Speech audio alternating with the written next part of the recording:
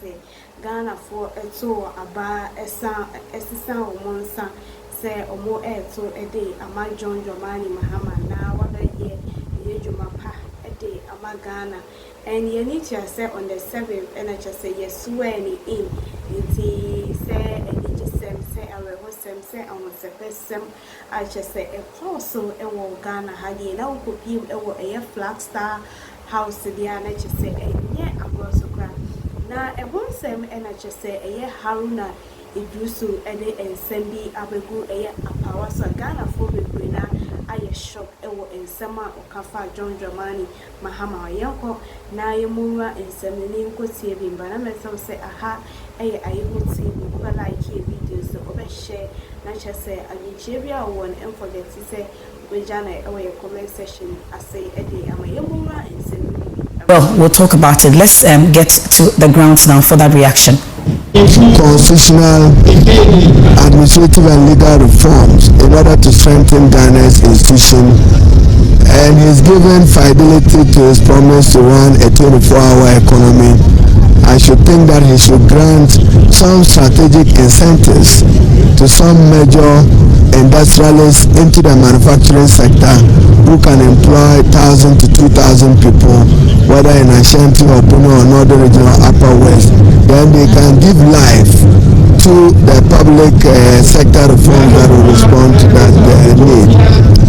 I'm encouraged by his own word that he does not take the votes of Ghanaians for granted, and he says that he shared this platform before and he would want to be remembered for doing something different.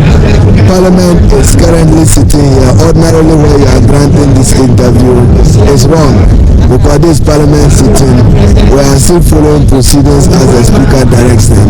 So this would be our prayer, and Ghanaians should pray for a John Mahama success, as his success will reflect an improvement in the quality of life of the Ghanaian. Attorney agrees with the MP for Tamale South. Ablikuma South MP also seated here. Thank you very much for all of you coming, and a lot more honorable members of parliament. And this man is said to be the person who may be the next majority leader. All the things are not yet firmed up yet. Honorable Mahama Yaga is here. Honorable Mahama Yaga, I've enjoyed this. John Mahama has made a commitment to overturn the tides, the fortunes of the people. Do you believe, with all the goodwill that have been amassed, John Mahama is up to task to deliver on this mandate? Well, I mean, the verdict of Ghanaians is that he is the one who can do it. The overwhelming votes that he has received is testimony to that. So let's all support him. We believe that with this level of goodwill shown by our fellow African leaders and the international community and the business community, we should be seeing an outpouring of investments into Ghana. And you see that his speech focused on positioning Ghana as a reliable democratic country that you can invest in.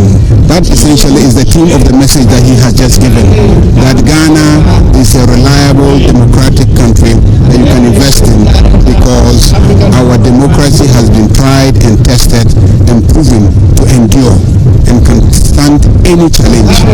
And with that, investors know that whether there's a change of government or there's no change of government, their investments are going to be secure. Then the next key thing that he said is that he's going to focus on stabilizing the microeconomic framework, and that will have an impact on the stability of the dollar, on inflation coming down, and then private business can pick up. So we believe that if all these things really happen as we have promised, we will change the fortunes of the people of Ghana. You'll be shepherding this through the house for him on his behalf. The name has come up quite strongly as a person who will be the next majority leader. What are you saying to that? Wait till it happens. Honorable Mahama Yaga, they're telling me about the key themes that John Dramani Mahama has spoken about. I'll speak to more and more members of parliament who are all here.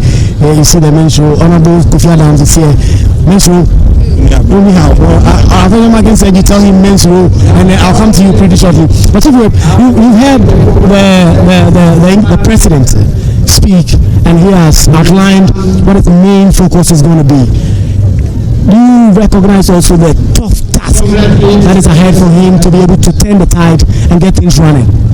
Well, I mean, the president has promised to be frontally frank with Ghanaians, and he has already started demonstrating that. I'm sitting here with my colleague, Honorable Jinapo, who is our lead person on energy. You and I know that he kept warning that what we are doing is piling up a lot of challenges there. So maybe when you finish talking to me, you can talk to him. I believe the challenges of our country are not hidden to anybody. The economy is in a very bad shape. We have energy problem, which we are just managing. Unemployment, infrastructure is very dilapidated. But what we promise is to do whatever we can, whatever is possible, to make sure that we address the needs of the people, especially to create jobs and to create hope for young people. That is what is promised. So as the days come, we will outline the major anchor policies to back those things that is so passionately talking about. Yes. And wait in the sun longer than they have to. It's a very well-oiled machine that we're seeing at work at the Black Star Square today. And it was almost like an AU conference today, or is it? Yes, or a UN conference, I should say, because we had representatives from almost every country, at least in Africa. We are still trying to figure out which country in Africa was not represented today at the Black Star Square. And we've had a number of them all coming through, from presidents, vice presidents, prime ministers, envoys, ministers, amongst others, all making their way to be part of this historic moment with our special guest of honor, President of the Federal Republic of Nigeria, Bola Tinubu. They're sending us well wishes and making that promise of Nigeria being with us all the way through it. At least they are brothers in everything, but we win the fight. We win all the competitions when it comes to food, to football, amongst others. But of course, they remain our key brothers and partners in all this. And he talks about how we are the Black Star and how we keep rising and rising. And this is another day that we've shown that indeed we are the Black Star that keep rising. And there's a call for unity, there's a call for inclusivity, there's a call for accountability, and of course there's a call for innovation and hard work. And to the business community, the President of the Republic of Ghana says that Ghana is open for business again.